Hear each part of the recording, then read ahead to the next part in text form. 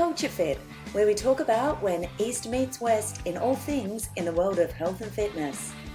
I'm your host, Natalie Dau, aka Rockstararms, and I'll be taking you on a journey across Asia to talk wellness trends, meet some inspiring people, and try some crazy things that, well, they just actually might be good for you.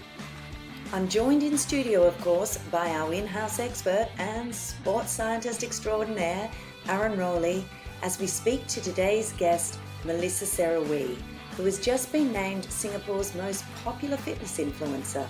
She has over 218,000 followers on Instagram and is known around the world for her strength training and numerous bodybuilding competition wins. But there's far more to Melissa's story than meets the eye, including what she's achieved outside of these two sports. She's an inspiration to many, and this is why. Melissa, you have over 218,000 followers on Instagram, and how does it feel to be an inspiration to so many people? Honestly, I don't really think about that a lot, but whenever I get emails from women or young girls, or if people come up to me on the streets to tell me that they follow me, and that's when I feel humbled and that people actually want to follow my progress or hear my story, or even because I share a lot of things that happened to me in the past and things that I've overcome. So I think I would be lying if I said I don't feel good, because I do feel good, and that sometimes I feel like the mistakes that I have made in the past, I'm actually able to share so that other people can learn from me and what I've done wrong. Yeah. Is that like fitness mistakes, Melissa, or everything, life, yeah. choices, fitness, things to do with fitness, especially I have a history of eating disorders, right? So I talk about that a lot, and I feel that it's not really talked about much in Singapore, or maybe in Asia generally, because it's still considered a taboo in a way. So I started voicing it out a few years ago, and I noticed that even though they don't directly comment on my page, I get private emails from like girls in Singapore, young girls who tell me that by sharing the story it actually helped them. I think just last month I was out crossing that overhead bridge, and this girl actually stopped me. She was with her mom, this young girl, and she stopped me, and then she said, "Oh my God, I follow you on Instagram." And then she told me she is still going through binge eating, but she said that because I shared her story, so she felt that she was able to talk about it. And then after that, she asked if she would give me a hug, and then I'm like, yeah, of course, yeah, yeah. So I think a lot of them don't want to talk about it yet, but because I'm constantly addressing this, so it kind of in a way gives them like just a little bit of courage or the strength to finally open up, even if it's just a little bit. It's still a baby step. And is it something that you want to continue to do? Yeah, definitely. Yeah. Yes, yeah. Because I've always felt that I wouldn't say it's a calling, but I always felt very inclined towards women and issues that young girls or women face, because I know how oppressed we can be sometimes, right? In Asia itself. So it's nice to be able to I wouldn't say I'm a voice for it, but to be able to voice out and have the other girls hear that, hey, someone is talking about it, so they know that they're not alone. Yeah, that's good. It's an important message. So we'll jump onto something a bit lighter, and I know Aaron had put down a couple of questions because he's been stalking you. Let's face it. Everyone wants to know how you train, what you eat, what you don't eat. How do they get to look like you? Can we break? Do you think that your genetics are more predisposed to sort of building muscle, or do you think it's just sheer hard work, or I believe that genetics do play a part, but of course you need to work for it as well. For me, I wouldn't say I was stocky. Maybe I don't know if stocky is the right or wrong word, because when I was a teenager, I noticed that I'm stronger than people my age, girls my age, and that I've always had like the bigger legs, the bigger calf, which I really hated growing up. Yeah, but now that it's something that I can use to my advantage since I got into bodybuilding.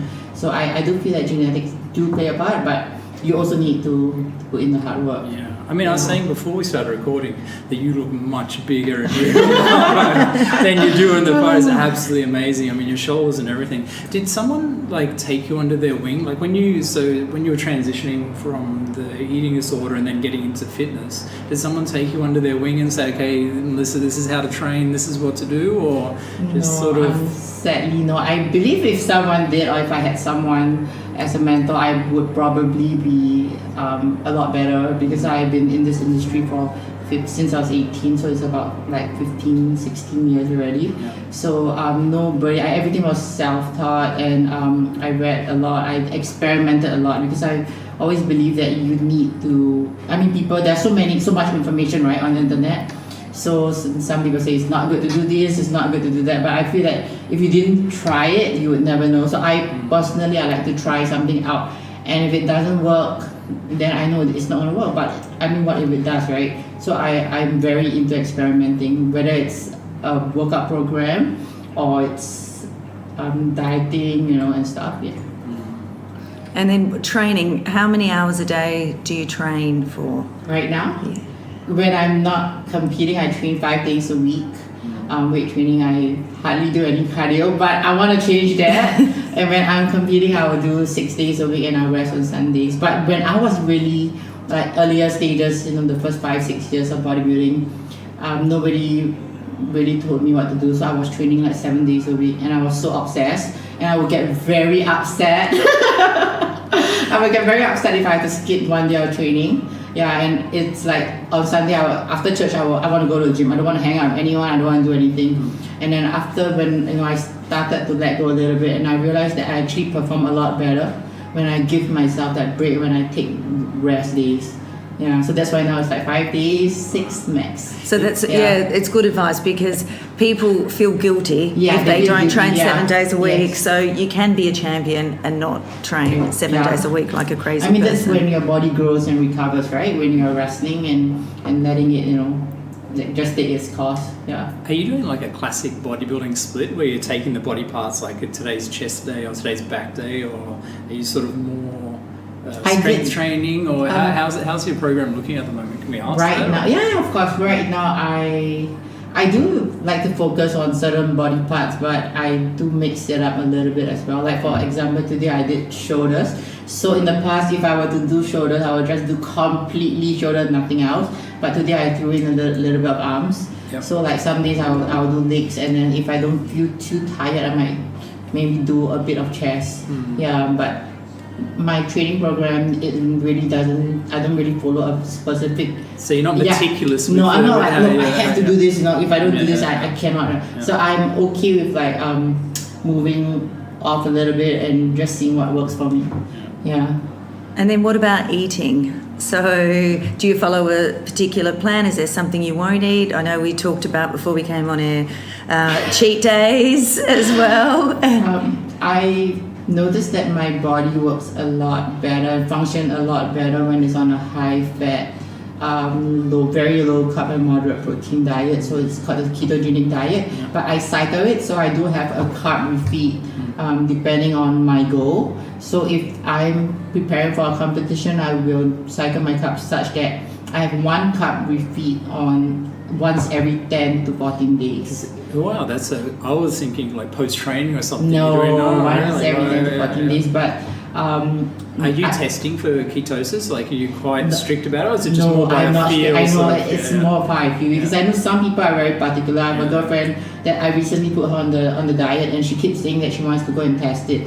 Yeah, then just go buy the urine strip thing, right? And you can get it. Yeah. So then she asked, how have I been testing it all these years? I'm like, I'm pretty sure I'm in the ketosis state. I'm eating so little carbs. Yeah. I'm doing cardio every day when I have to prepare for a competition. How can I not be in? Yeah, and because I really monitor my carb level, and I don't even take much vegetables because I'm scared that I might exceed. Yeah. So that's during the contest. But for my off season, I'm a little bit more relaxed. I do it a carb out once a week. Yeah, and then on normal days, even if I were to have a little bit more vegetables, salad or what, I don't freak out over it as I would in the past. Yeah. How's your energy level when you're training them, Melissa? Is it with ketogenic diet? You feel that it's suited to your style of training, or there's a lot of people like Nat. I don't think she would do very well on a keto diet because she's quite high glycolytic sort of energy system. So for you, yeah, I think it depends on the individual and how your body reacts. Because for me, when I first tried it, because my body had been so conditioned to eat carbs all the time. It was a little bit hard for the first month, especially the first month. I felt a little bit lightheaded. So, but after the first month, I noticed that my energy levels start to pick up, and I actually feel I get less sugar cravings. Because for me, maybe just me, and maybe because also I have this history with binge eating. When I start to eat carbs, I cannot have one donut. There's no such thing as one donut. Okay? It doesn't exist. So if I eat one donut, I'm gonna go on and on and on. So for me, it's either I don't do it at all, or it's like all or nothing. So and I feel better. Also, I don't feel so hungry because maybe I'm sensitive or something. Because when I eat carbs, I tend to get hungry very quickly. Yeah, and I really enjoy it. So it could be a greed factor as well. Like, I just want to eat more. Yeah. Cool. What's one of the biggest misconceptions that people have about you, do you think? Oh, that I'm violent because I'm muscular or something.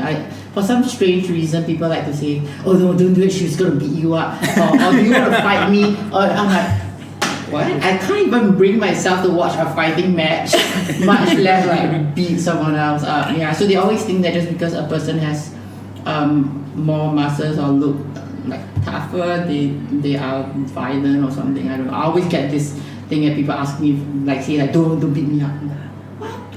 You must get a lot of attention, Melissa. I mean, you look pretty jacked, right?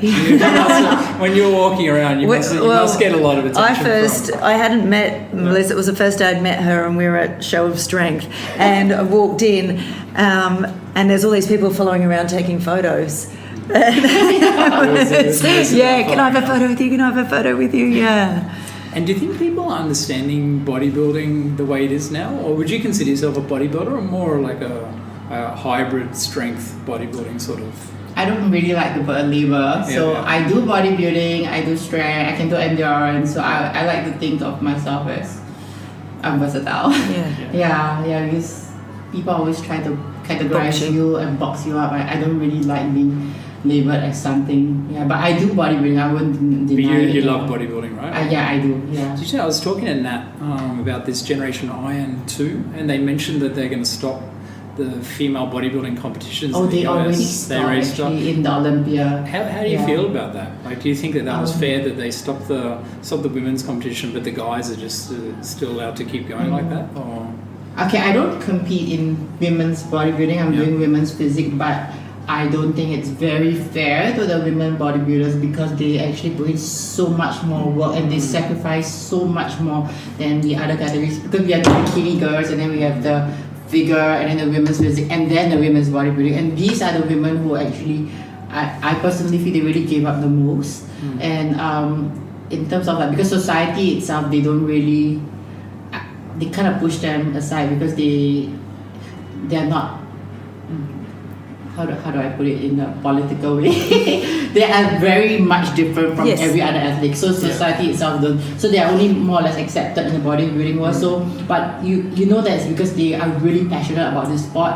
So that's why they are willing to just ignore everything else, and whatever they need to do for this, they just do it. So even though I don't compete in women's bodybuilding, I admire the dedication. It's really dedication and how much sacrifice they have. So I felt that it wasn't very fair, and because they removed women's bodybuilding, a lot of them still want to compete, and they try to squeeze into women's physique, meaning they need to drop size. Meaning, to me it feels like someone tried to make me to do bikini, so I got to go lose my muscle mass. I got to like get smaller and all that hard work for nothing because I want to compete and I can't anymore because they just took up my category. It's like cancelling a sport. It's not. I feel that's not very fair. Well, I thought just because like as we progress and people are getting more understanding, more accepting of everything, I thought that it was just, to me, seemed a little bit strange that they would now cancel female bodybuilding. So I just want to get your take on that. Yeah, and what do you think of the fitness industry in Asia and how it's shaping up, and how does somewhere like the US view fitness in Asia? I think we are still behind the US, but I must say that we are growing a lot and pretty rapidly, because I still remember when I first went to my first bodybuilding show, like maybe 10 years ago, there wasn't any women's category, it was like all guys. And then now we have like the bikini girls and the figure girls coming up in the recent shows. So they are trying to pick up as much as the local industry is trying to pick up. And I also understand that it's not easy because they can't have a show with no competitors. Right? And competitors don't just come overnight or in a year or two. They need to work out, they need the time for them to actually grow and to build their body for a show.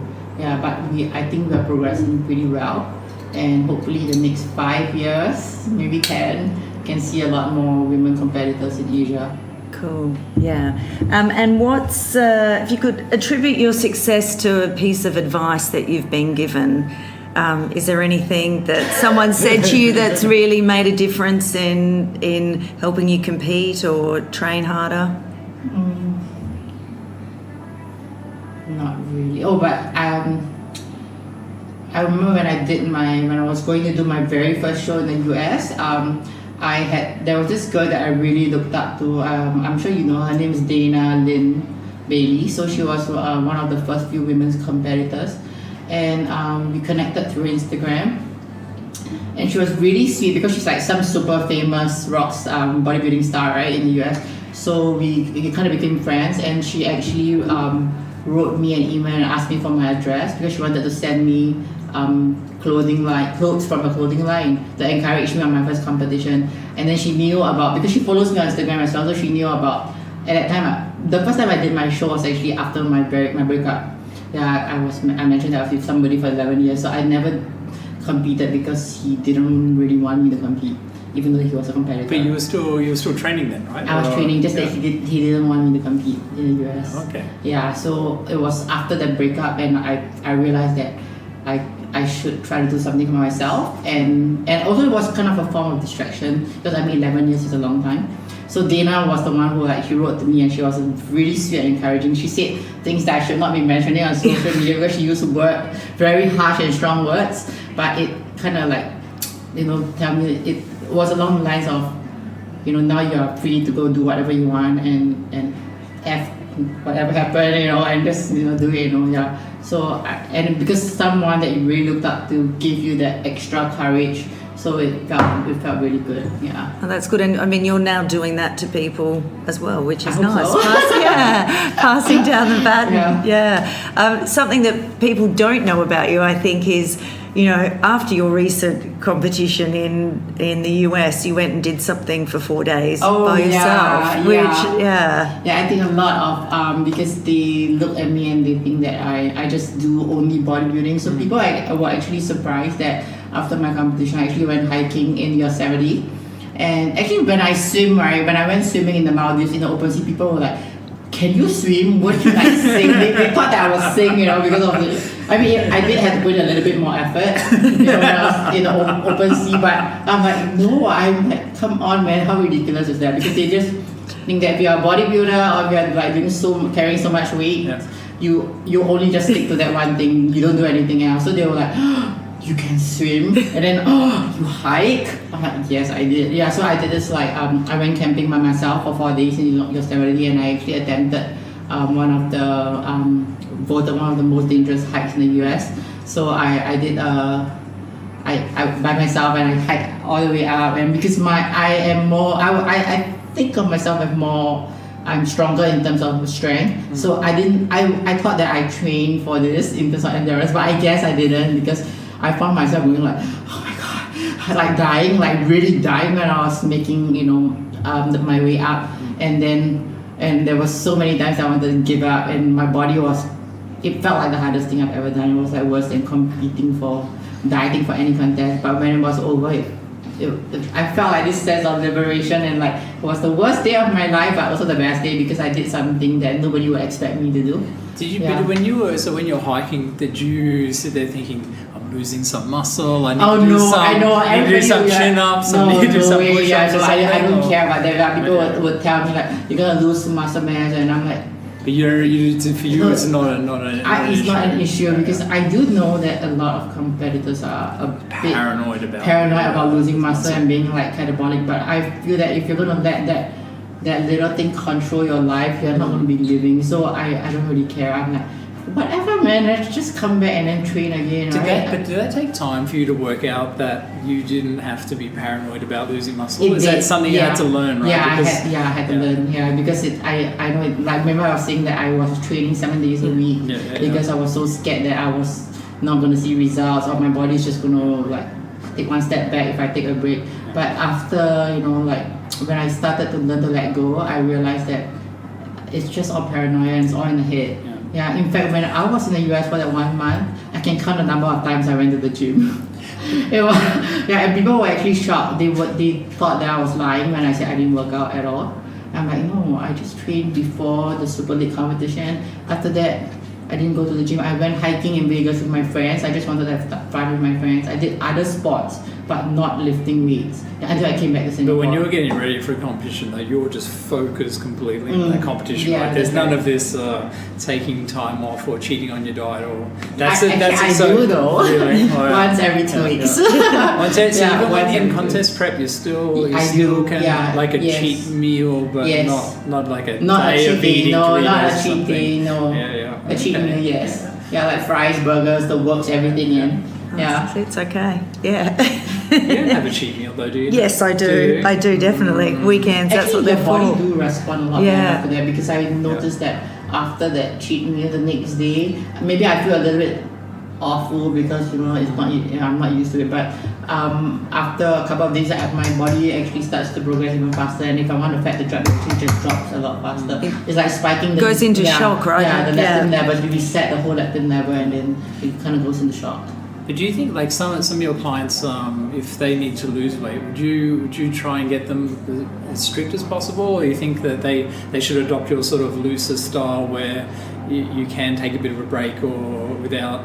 I don't really like to restrict my clients, especially if they are someone who they are just trying to lose some weight. Right, this is something very new to them, and I feel that if you try to enforce too many rules, because that's the thing with human beings, when you try to give them rules, they want to break it. So I give them choices, and then of course they need to follow, but there's always like a leeway or a gap, and we have a very open relationship in the sense that if they mess up, they still come to me and they confess and say that, because I don't want them to think that, oh my god, I cannot tell Melissa anything because she's going to yell at me or so I don't do that with any of my clients, and I noticed that the more space you give them, they tend to progress better and they tend to see results better. So, and also diet is not something that you do for a short period of time. I mean, if you don't talk about show-wise, it's more of a lifestyle. You want something that you can sustain, something that allows you to feel good about yourself, and also at the same time have a social life, right? To go out and enjoy life and be with your friends and eat, with them when the occasion calls for it. If you have friends. Yeah. I'm going to give you 7 quick-fire questions, so just you don't have to elaborate. You just answer them fast. What's in your gym bag? My iPad.